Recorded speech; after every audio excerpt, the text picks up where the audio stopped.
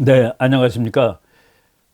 지난주 말씀드린 대로 오늘은 그 오바마 대통령이 그 대통령 재임 기간 중에 중국 정책이 무엇이고 중국을 어떻게 이렇게 키워주게 되었는지 그 부분을 말씀드리도록 하겠습니다. 그런데 마침 제가 이 번역을 했던 책이 12월 30일 날 나왔고, 그리고 발매가 1월 초부터 됐습니다. 그 책이 나온 김에 여러분들한테 책 한번 잠깐 소개 말씀을 드리고 그리고 강의를 진행하도록 하겠습니다. 이게 이제 미국 외교의 거대한 환상이라는 제목으로 이 번역이 됐는데, 그 원제목은 The Great Delusion이라는 책입니다. 딜루전이라는 거는 그러니까 엉망으로 보이는 거예요. 제대로 보이지 않고 그리고 틀리게 보이는 겁니다. 근데 그 틀리게 보이는 것이 아주 거대하게 틀리게 보이다. 그래서 미국 외교 정책이 아주 몇십 년 동안 잘못되었다라는 미국 외교 비평서입니다. 그 원제가 The Great Delusion, 그리고 부제가 Liberal Dreams and International Realities. 그러니까 자유주의자의 꿈, 자유주의적 꿈과 국제적 현실, 그러니까 현실하고 도무지 맞지 않는 그런 외교를 미국이 수십 년 동안 했다라는 책입니다. 우리 제목으로는 미국 외교의 거대한 환상, 자유주의적 패권 정책에 대한 공격적 현실주의의 비판, 이렇게 번역하면은 무리 없는 그런 한국 제목이라고 볼 수가 있습니다. 닥터 미오시에모, 존 제이 미오시에모께서는 워낙 유명한 사람이고, 이 사람은 아마도 21세기 이후에 지난 한 20년 동안 미국 정치학에서 제일 영향력이 많은 학자 5명을 얘기해 보라 그러면 그 안에 반드시 들어가는 학자입니다. 미국 육군사관학교 출신이고 웨스트 포인트 나왔지만은 근무는 공군 장교로 근무한 아주 특이한 경력이 있는 교수고, 그리고 이제 시카고 대학에서 제1세대 현실주의자인 한스 모겐소 교수의 후계자가 돼가지고 지금 70이 넘으셨지만은 시카고 대학의 아주 명문 대학이죠. 거기서 국제정치학을 강의하고 있는, 우리나라에도 아주 자주 오고 한국에 그 제자들도 있는 그런 분입니다. 이 사람의 현실주의는 공격적 현실주의라고 이제 얘기를 하는데, 우리가 그 전쟁과 국제정치 시간에도 강의를 한 바가 있습니다. 공격적 현실주의. 그냥 간단하게 다시 말씀을 드린다면은, 모든 강대국들은 궁극적으로 1등이 되는 것을 꿈꾼다. 1등이 되는 것을 꿈꾼다. 그러니까 국가들이 힘이 어느 이상 늘어나도 만족을 안 한다는 겁니다. 압도적인 1등이 될 때까지 국가들은 힘을 늘리려고 노력한다.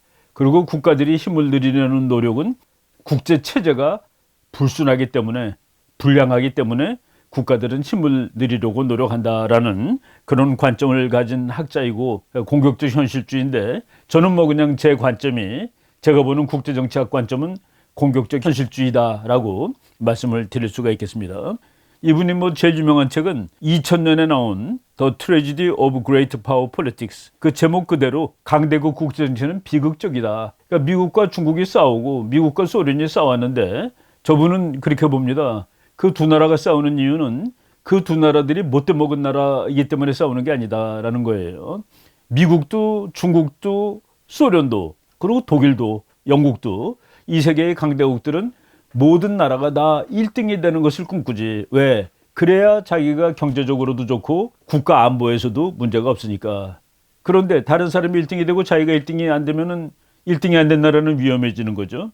그 나라도 힘을 들이고. 그래서 모든 나라들이 합리적인 외교 정책을 하는데, 그 합리적인 외교 정책이 서로 붙었을 때는 전쟁도 일으키고 갈등을 일으키다. 그래서 국제 정치는 본질적으로 비극적이다 라고 얘기한 겁니다. 그 책이 이제 2000년에 초판 나왔고, 그리고 2014년에 재판이 나왔는데, 제가 그 두 권을 다 이제 번역하는 역자가 됐습니다. 강대국 국제정치의 비극이 나왔을 때 그 저자한테 소문을 하나 써달라고 부탁했습니다. 오늘 제가 길게 다 소개할 필요는 없고, 저자의 한국 사람들한테 주는 소문. 우리가 이제 이런 외국 책을 읽는 이유는 그 국제정치 이론을 알므로써 우리의 처지를 다시 한번 생각해 보기 위해서 읽는 겁니다. 우리가 미국이라든가 일본이라든가 중국의 입장을 알려는 것보다도 우리는 어떻게 해야 할까에 관한 답을 얻기 위해서 이제 이런 책들을 읽는 거죠. 그런데 그 강대국 국제정치의 비극 초판에 한국 사람들한테 글 하나 써보내달라라고 했더니, 그 중에 나온 아주 우리하고 제일 관계가 깊은 문장이라고 제가 이제 항상 생각하고 있는 부분입니다. 만약 중국의 고도 성장이 정지되고 중국이 아시아를 지배할 가능성이 없게 될 경우 미국은 아마도 아시아에 주둔하고 있는 미군 대부분을 본국으로 철수시키게 될 것입니다. 한국 그 자체가 중요해서 한국에 미군이 와 있는 것이 아니다는 얘기죠. 아시아의 균형을 위해서 또는 아시아에서 미국에 대한 도전국, 강대국의 도전을 막기 위해서 와 있는데 중국의 도전이 엉성한 것으로 판단되면 미국은 간다 이겁니다. 그렇기 때문에 중국이 아시아를 지배할 의도를 품을 정도로 막강해지지 않는다면 미국은 이 지역으로부터 철수할 것이고 한국에 대한 안보 제공을 중지할 가능성이 있습니다. 2004년에 저자가 우리한테 써준 말입니다. 그러나 중국은 미국이 보기에 별 볼 일 없는 나라라서 미국이 손을 띄고 간다 할지라도 한국은 중국을 그렇게 가벼운 나라로 볼 수 없을 거 아니냐는 그런 얘기입니다. 그러나 한국은 지속적으로 위험한 이웃들 사이에서 살아가야 할 것이며 국가의 생존에 대해 염려해야 할 것입니다. 그리고 이제 미국은 갔는데 중국은 그대로 남아 있어요. 그 중국은 미국이 보기에 미국의 도전자는 아닙니다. 그럼에도 불구하고 한국이 상대하기에는 어마어마하게 강한 나라 아니겠느냐. 그래서 미국의 핵우산이 없어질 경우 한국은 스스로 핵무장을 해야 하느냐에 대해서도 생각해 보아야 할 것입니다. 라는 참 무시무시한 이 충고를 우리한테 해 줬습니다. 근데 이 책이 이제 지금부터 거의 20년 전에 나온 책이죠. 근데 이제 요번에 The Great Delusion이라는 책이 나왔고 이 책에도 저희가 번역판에다가 한국 독자들한테 보내는 글을 하나 또 써달라고 그랬더니만은 이분이 이제 이 글을 쓴 거예요. 여기에 나온 글을 보면서 미국이 한국을 어떻게 생각하는지를 한번 음미해 보도록 하겠습니다. 이 사람이 보는 한국은 참 폴란드만큼 불쌍한 나라입니다. 이 사람은 그래요. 한국하고 폴란드가 세계에서 제일 불쌍하다는 거라.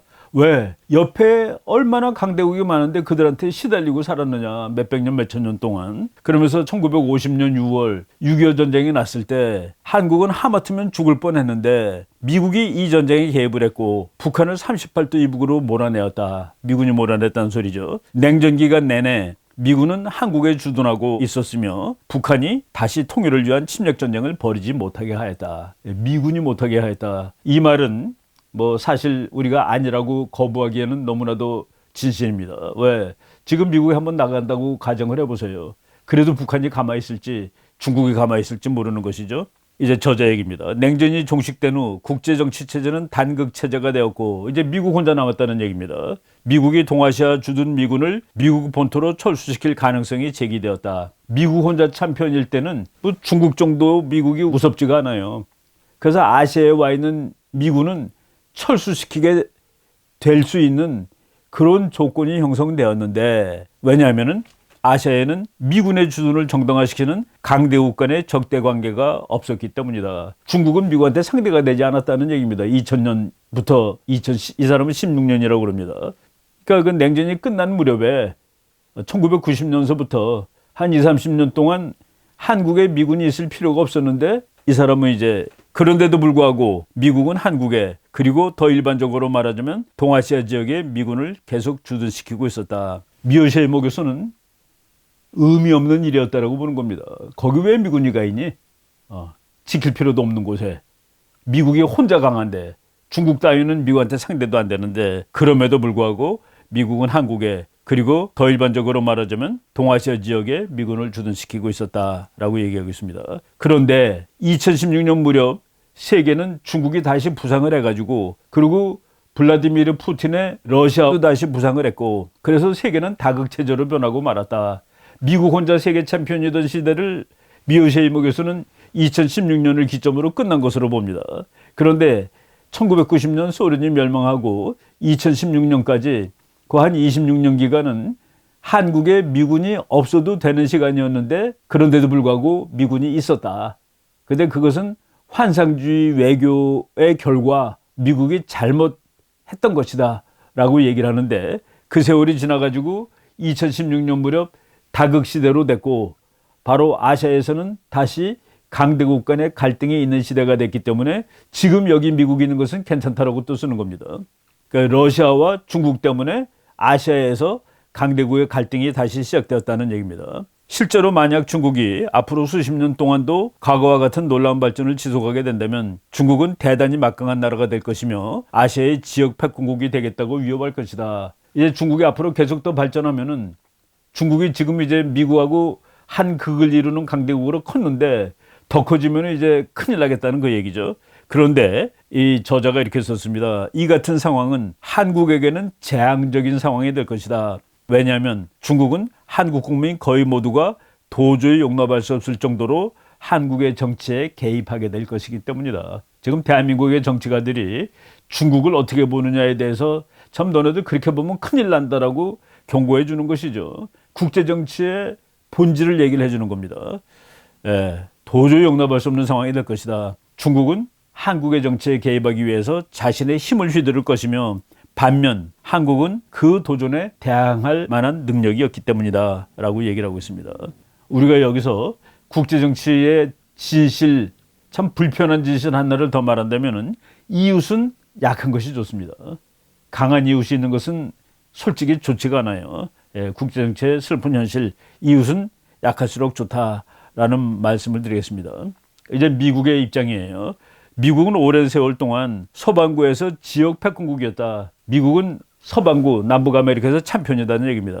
미국은 중국이 아시아 지역에서 패권국이 되는 것을 방지하기 위해서 온갖 노력을 기울일 것이다. 아시아에서 중국이 지금 1등 되고 싶어 하는데 미국은 그것을 막기 위해서 온갖 노력을 다할 것이다. 간단하게 말하면 미국은 미국과 맞먹는 경쟁자의 존재를 용납할 수 없는 나라이기 때문에 그렇다. 옛날부터 그랬고 이론적으로 그렇고 앞으로도 그럴 것이다. 그래서 옛날에 독일도 깨고 러시아도 깨고 미국은 모든 도전자들을 다 부셔놨죠. 중국도 역시 부셔놓을 것이다. 그리고 이제 미래를 예측을 한 겁니다. 적어도 예측 가능한 미래에 미국의 정책 결정자들이 중국이 침략으로부터 한국을 보호하는 데 깊이 개입할 것은 분명하다. 이렇게 커진 중국이 한국을 가져가게 놔둘 수 없어. 그리고 미국은 중국을 무슨 일이 있어도 아시아의 챔피언이 되는 일을 못하게 하고야 말 거야. 왜냐하면 미국은 미국과 맞먹는 경쟁자의 존재를 용납할 수 없는 나라이기 때문이지. 미국은 피어 컴피티터, 그러니까 바로 이웃에 다가온 경쟁자를 그냥 놔두지 않는 나라다는 얘기입니다. 그래서 앞으로 지금 중국이 커졌기 때문에 이미 70년 가까이 지속된 한국 방어에 대한 미국의 약속은 앞으로도 당분간 끝나지 않을 것이다. 10몇 년 전에 써줬던 서문에서는 이제 미국 갈 수도 있어. 중국 아직 약하거든. 그런데 지금 2018년에 이제 나온 책, 그리고 우리가 이제 번역은 2020년에 했을 때 보내준 서문에서 당분간 주한미군은 나가지 않을 거야 라고 뭐 노골적으로. 이게 바로 힘의 분석입니다. 이 책 전체는 말이죠. 그런데 미국은 혼자 1등일 때 왜 국제정치에 개입을 했느냐. 다 미군을 철수시켜도 되는 상황에서 왜 개입을 했느냐. 그게 이제 환상 때문에 개입했다는 겁니다. 근데 그게 무슨 환상이냐. 그게 1등 하는 나라들이 보통 그 환상을 가져요. 1등 하는 나라들이 환상을 가지는데, 야, 이제 내가 세계 1등 아니야? 이제 내가 원하는 세상을 만들어야 되겠네. 내가 원하는 세상은 무엇이지? 모든 나라가 민주주의하는 세상이지. 그리고 모든 나라가 서로 자유무역하는 세상이야. 그런데 전화로 보니까 저게 독재하고 있네. 그런데 미국은 이 막강한 힘을 가지고 가서 독재 정권을 무너뜨리고라도, 총칼로 무너뜨리고라도 그 나라한테 민주주의를 갖다 주어야 될 도덕적 사명이 있는 나라야. 미국은 그 일을 해야 돼 라고 생각을 하고, 바로 그렇게 생각했던 사람이 미국 대통령, 지난 대통령 3명입니다. 오바마, 그리고 그 앞에 부시, 그리고 그 앞에 클린턴. 그래서 24년 동안 이 사람은 똑같은 외교 정책이고, 미국은 24년 동안 딜루전, 환상에 의한 외교 정책을 했고, 그런데 다 실패했다. 미국에 가가지고 그래서 중동 국가를 민주화시켰냐? 미국이 전 세계의 국가 어느 한 나라도 민주화시켜 놓은 나라가 있느냐? 테러리즘 해결했느냐? 그리고 가장 잘못된 것은 중국의 정책도 아주 잘못됐는데, 그 환상주의적 외교 정책은 중국을 이렇게 길러주고 중국하고 거래를 하게 되면은 중국이 민주주의 국가가 돼가지고 세계는 괜찮은 곳이 될 거야. 미국도 강대국, 중국도 강대국, 그리고 다음에 민주주의. 그래서 세계는 좋은 곳이 될 거야. 근데 그 정책은 형편없이 실패로 돌아가고 말았다. 특히 중국 정책은 실패로 돌아갔는데 그 나라는 민주주의가 되지도 않았을 뿐만 아니라 미국의 환상주의적 외교 정책으로 도와줬기 때문에 중국은 미국하고 맞짱을 뜰 수 있는 강대국으로 크고 말았다. 그래서 그 잘못된 정책은 전부 다 다시 해야 된다. 다시 현실적으로 가야 된다. 그리고 이분이 제안하는 대안은 공격적 현실주의라는 관점에서 세상을 보고 미국의 외교 정책을 바꿔야 된다라고 한 말입니다. 이분은 이제 앞에서 우리가 먼저 소개한 강대국 국제정치의 미국에서는 미국이 전 세계에 나가 있는 거 다 괜찮은 일이다. 왜? 미국이 당면한 상황이 그런 상황이었으니까. 그런데 소련이 무너지고 냉전이 끊어진 다음에는 이제 미군이 철수하고 보다 더 현실적인 외교를 할 수 있는데 미국은 환상을 품고 전 세계에 그냥 남아 있었다. 그리고 그것은 다 실패로 돌아갔다. 이제라도 바꿔야 된다. 그래서 어떻게 보면 말이죠. 이 미어샤이모 교수가 주장하는 그 주장이 트럼프 대통령이 하는 거랑 비슷해요. 그래서 제가 물어는 봤습니다. 미어샤이모 교수는 트럼프를 지지하는 사람이냐 그랬더니 또 전혀 또 그렇진 않더라고요. 그러면서 이제 이분이 한국 사람한테는 그래요. 한국은 냉전이 끝난 데 10몇 년 동안 아주 괜찮은 세월을 보냈다.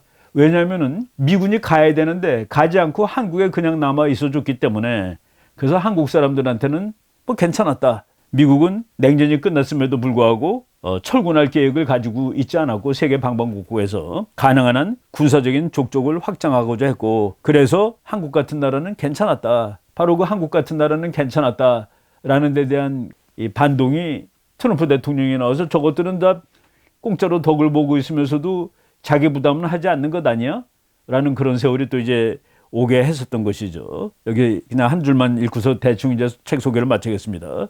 아무런 타당성이 없는 정책이었음에도 불구하고 동아시아 지역에 미국의 군사력이 지속적으로 주둔하도록 했기 때문에 미국의 자유주의적 패권 추구 정책은 한국에게는 좋은 것이었는지도 모른다. 요거 그대로 딱 받아서 트럼프 대통령이 한 것이죠. 아시아 국가들 또는 유럽에 있는 미국의 동맹국들한테 요 미어샤이머 교수가 써준 요 선문을 그대로 받아친 거나 마찬가지입니다. 너네들 다 공짜로 즐기고 있으니까 돈 좀 더 내. 바로 이런 책인데 여러분들이 이제 여기 뭐 이 책은 좀 어렵더라고요. 보는데 번역하는데도 많이 고생을 했습니다. 앞부분에는 그 이론이 많아요. 한마디로 그냥 가이드로서 말씀을 드린다면은 왜 미국이라는 나라가 이렇게 힘이 세면서도 외교 정책에 실패했는가?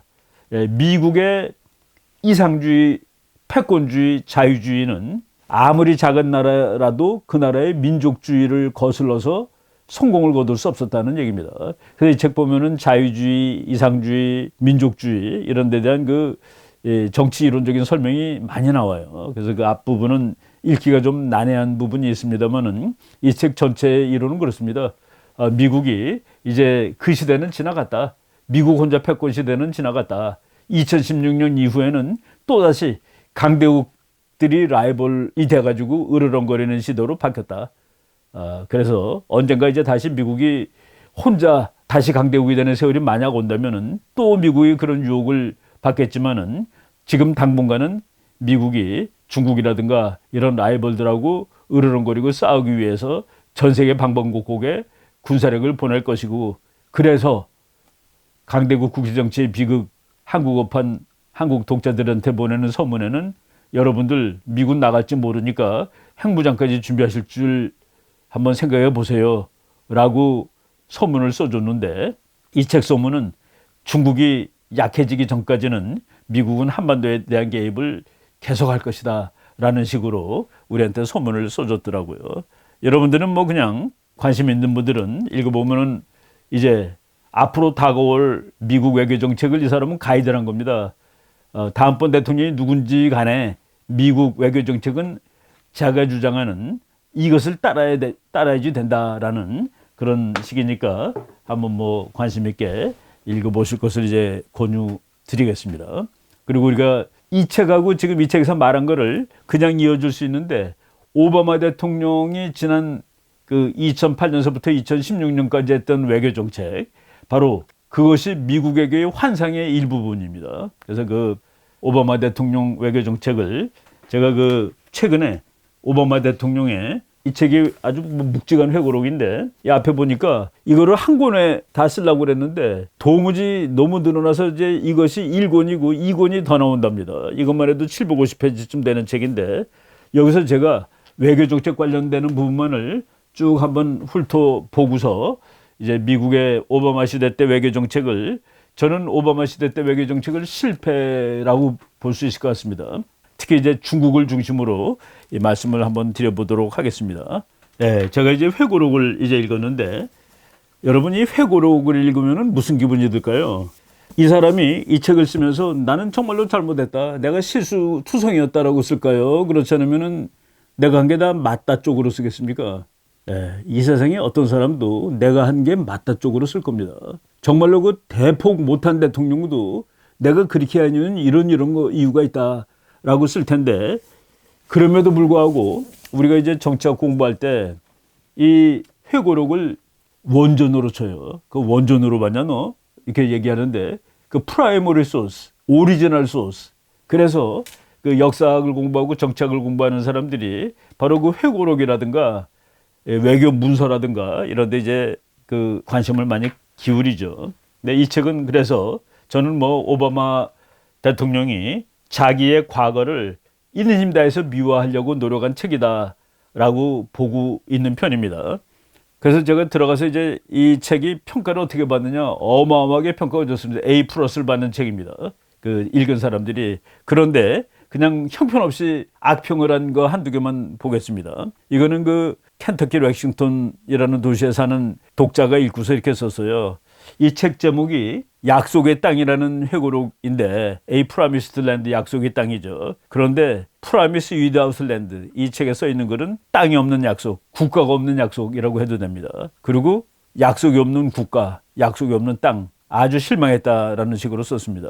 상당히 그 지식인인 것 같아요. 그리고 그 밑에 있는 서평을 보니까 이거는 큐바에서 미국으로 이민 와서 사는 사람입니다. 오바마 당신 책 보니까 정말로 미국이 그렇게 나쁜 나라야? 다른 나라에 가서 살아봐. 그리고 거기에도 미국과 같은 기회가 있는지 알아봐. 나는 큐바에서 이민 온 가난한 민주주의자야. 그렇지만 여기서 나는 큐바에서와는 비교할 수 없을 정도로 좋은 삶을 살고 있지. 이제 바로 미국의 삐딱한 지성인들, 뭐 오바마도 대표적이었죠. 이제 대통령 되기 전에. 그런 사람들이 이거 미국은 못 쓰는 나라다, 그 미국은 못 쓰는 땅이야, 나는 그 나라를 약속의 땅으로 만들려고 노력하였지 라고 이제 쓴 겁니다. 이 책이 1차 자료임에도 불구하고 그런 한계가 있다는 것을 생각하고 우리는 공부를 해야 된다는 얘기입니다.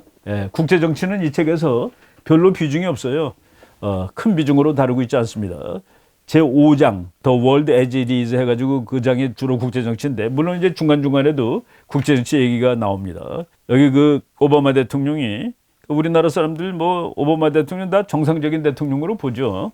이렇게 그 자기 미국 병사들이 전쟁터에 갔다가 이렇게 왔을 때 그 새벽이라도 밤이라도 이렇게 나가서 그 예의를 갖춰주는, 뭐 저 사진을 또 트럼프 대통령이 보고서 오바마 대통령은 죽은 병사들 가족한테 전화도 안 걸어주는 사람이다라고 비난한 적이 있었는데, 그건 뭐 또 나중에 그렇지 않다라고 밝혀졌습니다. 오바마가 중국을 어떻게 보느냐 하는 것을 제가 그 부분을 쭉 읽으면서 이제 몇 개 요약을 한 거를 한번 읽어드리겠습니다. 클린턴 부시 대통령이 중국을 세계 경제에 편입한 것은 잘한 일이었다. 우호적이에요. 우리가 지난번에도 얘기를 했죠. 그 중국이 세계 경제에 편입이 되면은 힘이 강해지더라도 걱정할 게 없어. 왜냐면은 중국은 우리랑 같은 게임을 하는 거 아니겠어? 중국이 잘 사는 거 우리한테도 좋아. 이런 식으로 이제 세계화주의자들이 얘기를 했는데, 뭐 같은 입장입니다. 나는 나를 지지하는 노조라는 건 노동조합이죠. 노조의 대중국 견해에 동조하지는 않는다. 그러니까 노조들은 세계화에 반대하라고 그랬는데 자기는 세계화에 반대하지 않는다. 그리고 혼란하고 가난한 중국은 미국에 오히려 더 큰 위협이 되지. 이제 뭐 전형적인 그 미국의 이상주의자들입니다. 수억 명의 국민을 극빈에서 탈출시킨 중국은 성공적인 사례야. 그러나 중국의 불법적 무역 행위는 미국에게 손해를 가져다 준 측면은 있지. 그러나 미국인의 제조업 부분의 실업은 중국 때문이라기만 하면 안 돼. 왜냐하면 기계화, 자동화, 로봇 이런 것들 때문에 노동자가 직업을 잃은 부분도 있는 거 아니겠어? 그러니까 이제 트럼프가 한 거랑 확실히 다릅니다. 트럼프는 중국이 우리 일자리를 다 뺏어갔어요 라고 얘기했는데, 오바마는 그렇게 보지 않습니다. 중국이 제조한 상품들은 미국 소비자에게 이득이 되었다.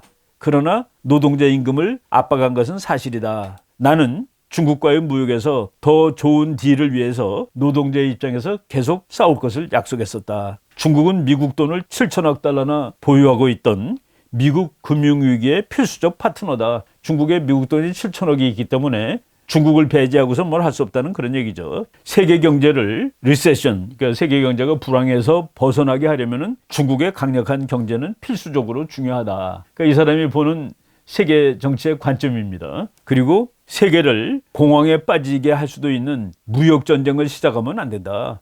무역 전쟁하면 안 된다는 거예요. 그러니까 트럼프가 한 것은 뭐 물론 이제 이 대통령 관둔 다음에 트럼프가 했지만은 그건 안 된다라고 얘기한 겁니다. 오바마 행정부는 중국과의 무역 전쟁을 시작하지 않을 것이다. 그것은 내가 도우려는 미국의 노동자들에게 도움이 되지 않기 때문이다. 그리고 이 사람이 이제 중국을 방문했을 때 too tough, not too tough. 중국에 대해서 너무 세게 하지 않겠다 이거예요. 그렇지만 너무 허약하게 보이는 것도 또 안 된다. 그래서 그 중간쯤 되는 정책에서 균형을 유지하려고 자기는 노력했다. 그리고 후진타오가 이제 바락 오바마 때 중국 수상이죠. 그러다가 그 2012년부터는 시진핑도 몇 년 같이 했습니다. 후진타오에게 현실적으로 해결할 수 있는 문제를 제시하고자 했다. 이거는 무슨 얘기냐면은 너 인권 문제 해봐. 이런 거 안 하겠다는 얘기예요. 인권 문제는 현실적으로 중국이 해결하지 못하죠.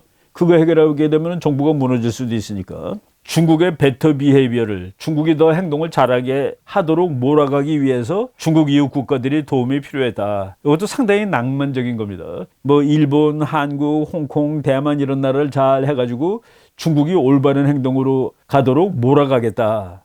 라고 이제 이 오바마는 얘기하고 있어요. 부시 대통령은 중동에다 너무 집중했고 금융위기 등등 때문에 아시아 국가들이 아시아를 너무 소홀히 한다는 그런 의혹을 샀었다. 그래서 자기는 아시아에 관심을 가지기로 했다. 중국 경제의 붐은 중국의 이웃인 한국과 일본 등을 번민하게 하였다. 그렇죠. 중국이 경제가 잘 나가면은 거기로부터 돈을 벌어야 되는 한국과 일본이 번민하게 됩니다. 안보 문제, 경제 문제 이게 또 겹치니까. 중국이 이웃 국가들에 대해 보이는 헤비핸드, 이웃 국가들을 막 세게 다루는 거예요.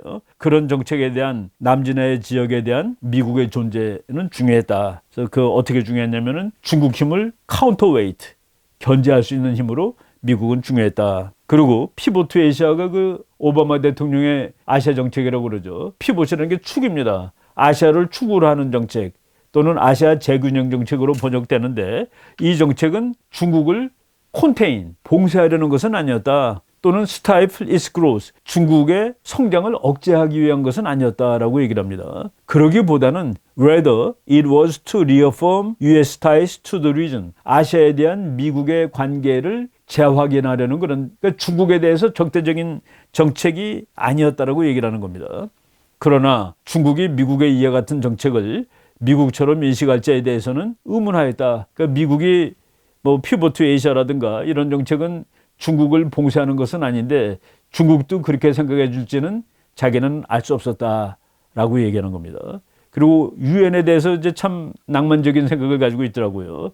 유엔은 강대국이 허락하는 범위 내에서 힘을 쓸 수 있었다. 그렇죠. 국제법이 아니라 소련이나 미국이 허락하면은 유엔도 일을 할 수 있는 겁니다. 그래서 그 뒤에 나오는 말을 보세요. 소련이 헝가리를 억압하고 미국이 베트남의 시골 마을에 네이팜탄을 투하할 때 유엔은 아무것도 하지 않았다. 그러니까 소련이 자기 위성국에 대해서 한 행동하고 미국이 월남전 한 행동하고 도덕이라는 측면에서는 둘 다 형편없이 나쁜 거다라고 쓰고 있는 겁니다.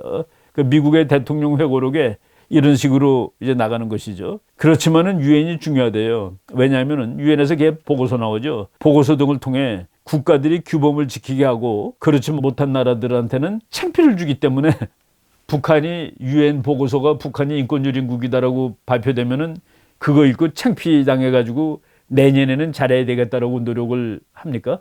바로 그런 의미에서 참 바이탈하다.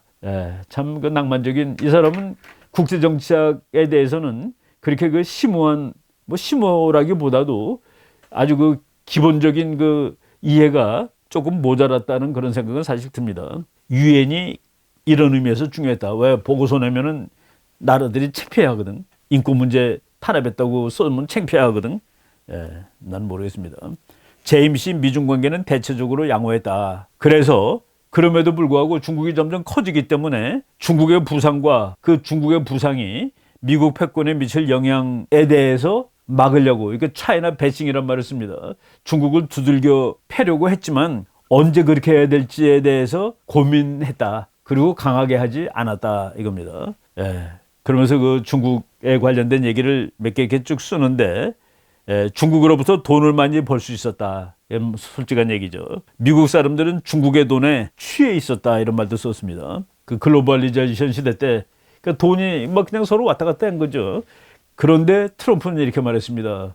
맞아. 중국 돈이 미국으로 무지하게 많이 들어왔지. 그래서 미국의 일부가 부자가 되어서. 그렇지만은 미국의 모든 사람이 부자가 된 것은 아니잖아. 라고 이제 비판을 하는 겁니다. 그러니까 워싱턴이 중국을 온순하게 대하는 동안에 그리고 중국에 대해서 긍정적으로 하는 동안에 중국은 빈곤에서 탈피할 수 있었다. 그러니까 미국은 잘한 것 아니겠어? 라고 오바마 대통령이 중국에 대한 관점을 이렇게 써놓은 겁니다. 예, 여러분 사진 하나 볼 텐데 오바마 대통령이 일본을 방문해가지고 이제 저 사람은 일본 왕입니다. 일본 국왕인데 그 뭐 일본 사람들은 천왕이라고 그러죠. 그 거의 90도 각도로 숙여서 절을 했어요. 근데 이 책에 뭐라고 그랬냐면은 자기는 일본 천황에게 존경을 표시하기 위해서 이렇게 절을 했는데 정말 속 좁은 미국의 우파들이 자기를 반역자라고 욕을 해댔다라고 그러면서 속 좁은 우파들이라고 이렇게 얘기를 하더라고요. 저거는 국가와 국가의 그 외교 관리에서는 있으면 안 되는 일이라는 거를 뭐 오바마가 근데 뭐 오바마는 아랍의 왕한테도 또 저렇게 이제 고개를 90도로 했죠. 그래서 미국 만화들이 버거킹이라는 미국 빵가게가 있죠. 그 버거킹 보고 오바마가 인사하는 것을 보고 만화에 아 이거는 왕이 아니에요라고 하는 그런 그 조롱하는 뭐 그런 만화도 있었습니다. 근데 오바마가 재밌는 얘기를 했어요. 또 이 책에 나오는 얘기입니다. 나는 외교적으로 현실주의에 더 가깝지. 그러니까 현실주의자들은 국제정치에서 미국이 아무리 힘이 세도 자제하라고 그래. 난 자제를 했지. 그리고 국제정치는 정보가 완전하지가 못해. 불안한 정보를 가지고 하고 그리고 하다 보면 의도하지 않은 결과도 나오고 그리고 미국이 예외적인 나라라고 그러지만은 현실주의자들은 그것을 너무나도 강조하지 않아. 그래서 자기는 바로 이런 점에서 나는 현실주의자였다. 그리고 자기는 사람들한테 그런데요. 외교정책상 제일 좋아하는 것은 그 부시 대통령 41대 아버지 부시 대통령이라고 얘기하면은 많은 사람들이 놀란다. 부시 대통령은 레이건 대통령 밑에서 부통령을 8년 했고 그리고 소련을 완전히 그 역사의 잿더미 속으로 완전히 집어넣은 대통령이 조지 허버트 워커 부시. 자기는 그 사람을 제일 좋아했다라고 얘기했습니다. 그리고 앞에 이제 보면은 대통령 되기 전에 이제 자기 미국 외교에 관한 관점을 몇 개 써놓은 거 있는데 과거 미국 외교 정책은 Unifying Threat of Communism 모든 사람이 공산주의에 대한 위협을 너무나도 단일적으로 느꼈기 때문에 그래서 외교 정책에서는 서로 견해 차이라는 게 있을 수가 없었지. 민주공화 양당이 거의 일치 단계했기 때문에 바로 이런 그 이슈별로 일치 단계하기 때문에 또 이슈별로 서로 막 건너갑니다. 공화당 거를 민주당이 지지하고 민주당 거를 공화당이 지지하고 그런데 그런 세상은 이제 지금은 그렇지 않다라고 썼습니다. 오바마의 아버지는 그 케냐에서 온 그 유학생이었는데 오바마의 할아버지 외할아버지는 2차 대전 때 패튼 전차 군단에서 근무했던 2차 대전의 참전 용사입니다. 그리고 외할머니는 2차 대전 당시 폭격기 공장에서 근무했던 2차 대전 때 미국 사람들 전부 가서 이제 일하고 그랬는데 그런 사람이고 대통령 취임할 때 오바마 대통령을 많은 미국 사람들이 이 사람은 저 뭐냐 제대로 된 기독교 신자가 아니야 라고 그 비난을 하지만은 링컨 대통령의 성경책에다가 갖다 손을 얹히고서 이제 선서를 한 사람이 왼손이죠 당연히 오른손이가 드니까 트럼프도 똑같은 책에다 놓고 했습니다. 그리고 이 사람이 앞에 읽어보면 이런 말이 나와요. 참 자기가 대통령으로서 그 어려울 때가 많았다. 고뇌의 순간마다 자기는 링컨 대통령은 이런 그 어려움을 어떻게 극복했을까라고 자기는 생각을 했는데 이런 것들이 이 힘든 사안들이 전부 다 대통령이 담당해야 할 고뇌라고 생각을 하였다. 뭐 이런 얘기를 하고 있습니다. 여러분들이 오바마의 할아버지, 외할아버지, 외할머니 2차 대전의 영웅이죠. 패튼 전차 군단에서 이제 전쟁을 했으니까. 그리고 저기 그 성경책 링컨 대통령의 성경책입니다. 여러분 그 트럼프 대통령 성경책에는 그 색깔이 빨간색인데 좀 달라졌죠. 저 링컨 대통령의 성경이 너무나도 유명해서 취임하는 모든 대통령이 거기다 손을 얹혀 놓겠다고 그래갖고 책이 많이 이제 망가졌습니다. 그래서 그 트럼프 대통령 때는 아예 상자에다가 넣어줘가지고 상자를 꺼내지 못하게 해서 박스 속에다가 그 성경책을 넣고 이제 뭐 국보급이 된 것이죠. 예, 그래서 그 상자 위에다가 자기 성경을 올려놓고 이제 했는데, 예, 이런 걸 보면은 또 우리가 봤을 때 그 상궤에서 벗어나지 않는다라고 또 볼 수 있어요.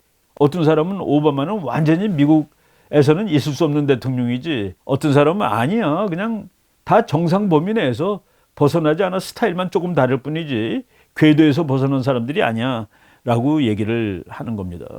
여기서 말이죠, 지금 제가 이제 이 회고록을 인용하고 그래서 그 엄청나게 그 낭만적이고 낙관적이라고 얘기를 했습니다. 국가들이 뭐 중국도 잘 사는 거 좋은 거 아니겠어? 중국도 가난한 나라가 부자 나라가 되고 그러면 다 좋은 거 아니야?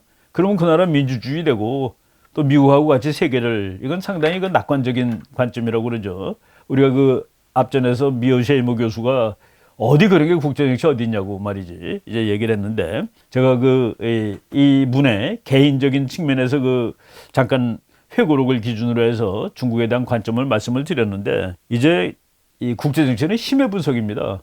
오바마 대통령이 중국에 대해서 조금 낙관적으로 했다라는 측면을 우리가 그 회고록에서 찾을 수 있는데, 힘을 보세요. 힘. 2008년에 오바마 대통령이 이제 대통령이 된 그 선거전 하는 해죠. 그 해에 미국의 GDP가 14조였습니다. 중국이 4조 6천억, 일본이 5조 4천억입니다. 중국의 GDP는 미국의 3분의 1 정도 됩니다. 3분의 1. 예, 그러니까 아직은 중국이 미국한테 덤비려면 멀었어라는 그런 생각을 할 수가 있는 시점이에요. 그래서 이 트럼프 대통령이 느꼈던 중국에 대한 위협보다 오바마가 취임했을 때 느꼈던 중국의 위협이 훨씬 작았을 것이다 라는 그런 측면을 우리가 일단 이해해야 됩니다. 우리가 지난 시간에 뭐 여러 번 보여줬지만은 바로 그 무렵에 미국의 학자들도 중국은 미국이 벌이는 그 게임을 할 뿐이야, playing our game. 그리고 중국하고 미국은 서로 으르렁거리기보다는 이렇게 그 세계 경제가 발전하다 보니까 그냥 서로 분업을 하는 거야. 미국은 소비를 하고 중국은 생산을 하고 미국은 설계해서 원제품을 만들어 주고 뭐 이런 거죠. 이런 식으로 이 생각이 팽배할 때 오바마가 대통령이 됐다는 점, 이런 점도 우리가 생각을 해봐야 됩니다. 오바마 and China's Rise라는 또 그 다른 책이 있는데, 이 책은 오바마의 그 관료가 쓴 겁니다. 제프리 베이더라고, 이 사람도 뭐 나이는 꽤 되신 분인데 오바마 행정부의 국가안보실 동아시아 문제 담당 선임 국장, 이 사람의 책을 읽어도 오바마가 대통령을 하면서 외교 정책에 그렇게 잘못한 것이 없다라고 쓴 겁니다. 그리고 이 사람은 솔직하게 썼어요. 민주당은 공화당보다 외교 정책을 잘 못하는 거로 이제 일단 인식이 되고 있다. 전통적으로 외교 정책은 민주당 후보가 취약한 분야로 인식되고 있다. 그런데 오바마를 따라다닌 대부분의 사람들, 자기는 오바마한테 간 이유가 오바마가 인간적으로 너무나 마음에 들어서 오바마를 따라다녔다라고 이 사람은 쓰고 있습니다. 오바마를 따라다닌 사람들은 신념상 모두가 국제주의자였다, 글로벌리스트였다는 얘기입니다. 그런데 그 국제주의자는 뭐 하는 사람들인데, 미국의 세계적인 리더십을 믿는 사람들이었다. 미국은 세계를 끌어가야 할 사명이 있지 라고 믿는 사람들이었다. 그리고 부시 이후에 미국의 아시아 정책에 대해서 결정적인 변화는 없었다. 자기네들 오바마는 부시가 했던 거랑 별로 다르지 않겠다 라고 이제 쓰고 있습니다. 이 책에 보면은 재미있는 문장들이 몇 개 나오는데, 한미동맹을 존중하지 않는 듯이 보이는 한국의 대통령 때문에 긴장이 커졌다라고 쓰고 있습니다. 미국과 아시아의 긴장, 미국과 한국의 긴장이 커진 것은 한미동맹을 존중하지 않는 듯, 노무현 대통령을 얘기하는 겁니다.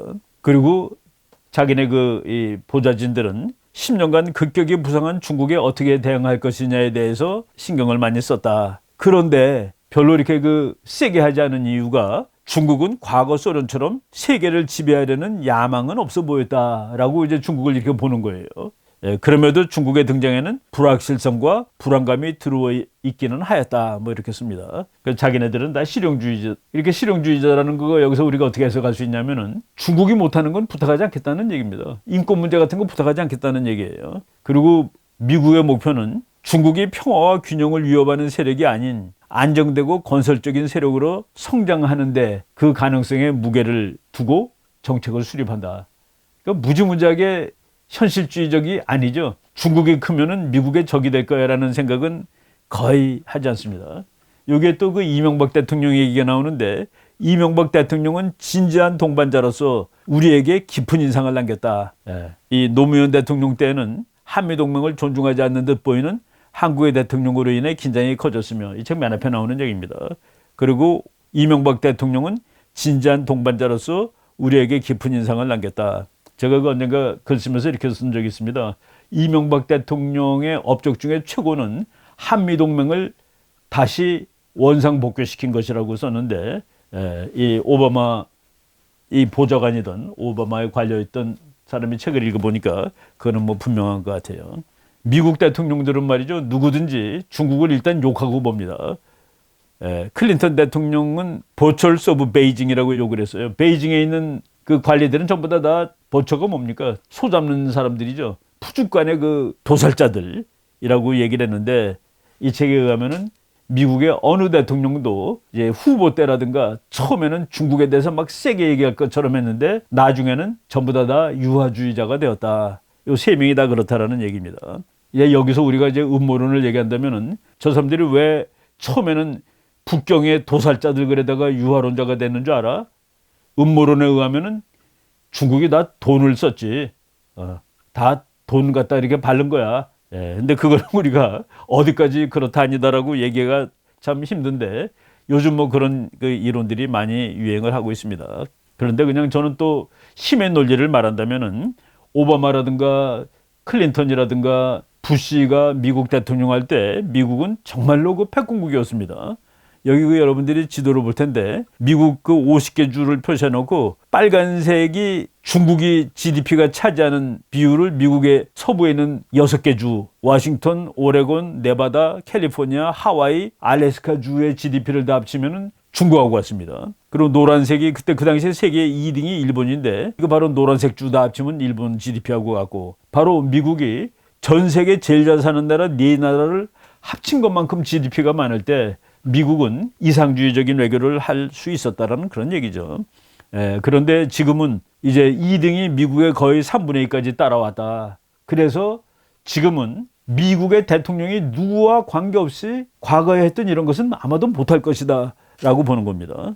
여러분이 그 리얼리티 책이라는 책 제가 이제 뭐 오래전에 본 책인데 다시 한번 설명이 필요해서 인용을 했는데 도표 하나 보시겠습니다. 미국의 부시 대통령이 8년 동안 대통령을 하는 동안에 부시 대통령이 미국 GDP를 18%로 올려놨습니다.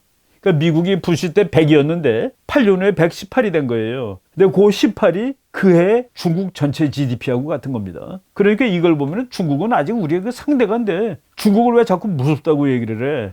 저것들을 길러주고 가난한 나라를 좀 길러줘야 되지 않겠어? 라고 얘기할 만큼 이런 데이터들이 나오는 것이죠.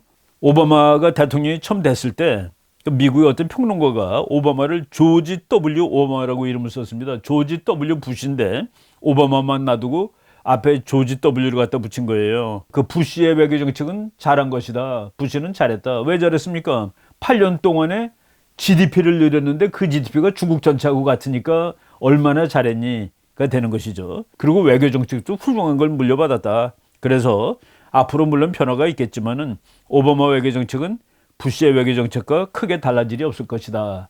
바로 우리가 그 책 소개 앞에 하면서 그레이트 딜루전의 시대가 이제 계속되는 겁니다. 그런데 그레이트 딜루전을 할 수 있는 힘의 요건이 사실은 있었다라는 그런 뭐 측면을 우리가 볼 수 있는 것이죠. 여러분 그 오바마가 대통령 되자마자 영국의 그 좌파 잡지에서 오바마에다 이렇게 월계관을 씌운 거예요. 오바마 똑같은 그 제국의 황제일 뿐이야. 이렇게 썼습니다. 미군이 해외에 진출해 있는 것이 전대미문일 정도로 많아. 미국 현역의 21%가 외국에 나가서 싸우고 있지. 오바마는 지금도 팽창하는 미국 군사기지 네트워크의 총사령관이야. 라고 저 잡지에 썼습니다. 바로 지금 이걸 보면 또 우리가 최근에 이거 오바마가 이 궤도를 벗어난 엉터리 외교 정책을 한 인물 아니야라고 했는데 저 영국의 좌파 잡지는 오바마는 미국의 모든 대통령과 거의 다름없이 제국주의자다라고 얘기를 하고 있습니다. 우리가 그 오바마 외교 정책에 그 뭐 한두 페이지만 이제 더 말씀을 드리겠습니다. 오바마가 대통령 된 다음에 백악관을 처음으로 방문한 국가의 원수는 인도 총리입니다. 인도 총리를 제일 먼저 불러가지고 뭐라고 얘기했는지 아십니까? 오바마가 미국과 인도와의 관계는 21세기의 가장 결정적인 파트너십 중 하나가 될 것이다 라고 반복해서 얘기를 했다. 그럼으로써 중국을 확실하게 견제할 것 같은 그런 태도를 취하기는 했었다. 그런데 이제 뭐 결론이 그렇게 됐는지는 우리가 알 수 없습니다. 예, 그리고 심지어는 그 말까지 했어요. 인도는 안전보장회사의 상임이사국이 될 자격도 있는 나라지. 그렇게 해서 중국을 엄청나게 분노하게 했습니다. 예, 이 유명한 그림이죠. 오사마 빈 라덴을 죽이는 그 장면입니다. 그래갖고 자기도 그 장면을 봐야 되겠다고 그래갖고 대통령은 원래 안 들어와 있다가 들어와서 앉았다고 그러는데 민주당의 외교 정책인데 그런데 여기서도 또 음모론이 나옵니다. 오사마 빈 라덴 죽이지 않았다는 거예요. 바로 뭐 엊그제 그런 얘기들이 막 돌고 있습니다. 오사마 빈 라덴 죽인 적 없다고. 그런데 저 장면은 오사마 빈 라덴을 죽이는 그 장면입니다. 그런데 나중에 꽤 유명한 그 레온 파네타라는 이 사람은 뭐 미국에서 안 해본 게 없는 아주 대표적인 민주당 정객인데 이 사람이 그렇게 얘기를 했더라고요. 오바마가 빈 라덴 죽이는 거 보지 않았지. 보지 않았다. 이게 무슨 소리인지 알 수 없는데 아무튼 그래도 우리가 그 일상적으로 아는 우리가 알고 있는 그 데이터상으로 봤을 때 미국의 민주당과 공화당은 지난 24년 동안 보니까 외교 정책이 거의 같다라고 말해도 될 정도였다. 그래서 이제 제가 아까 소개한 책 그레이트 딜루전 그 그레이트 딜루전이라는 범위 내에 오바마나 부시나 클린턴이나 다 같이 들어가 있었다라고 말을 할 수가 있는 겁니다. 제가 이 얘기를 하는 거는 요즘에 너무 개인한테 초점을 많이 맞추다 보니까 큰 걸 잃어요. 국제정치는 세 가지 측면을 보는 겁니다. 국제정치 전체의 힘의 구조, 그다음에 미국이라는 국가의 전통적인 성격, 그리고 미국의 지도자, 이 세 가지가 적당하게 섞여서 설명이 될 때 올바른 설명을 할 수 있을 것이다 라는 말씀을 드리기 위해서 오늘 제 책도 소개를 하고 그리고 오바마의 회고록을 잠깐 소개를 했습니다. 하다 보니까 또 시간이 많이 지났는데 요 주제는 오바마 회고록을 또 보면서 우리랑 관련된 부분 이런 것들을 다시 이제 설명이 필요한 부분이 있으면은 설명을 하는 걸로 하겠습니다. 그리고 또 오늘 두 번째 강의는 전쟁과 국제정치 9번째 강의를 하는 걸로 하겠습니다. 여러분 고맙습니다.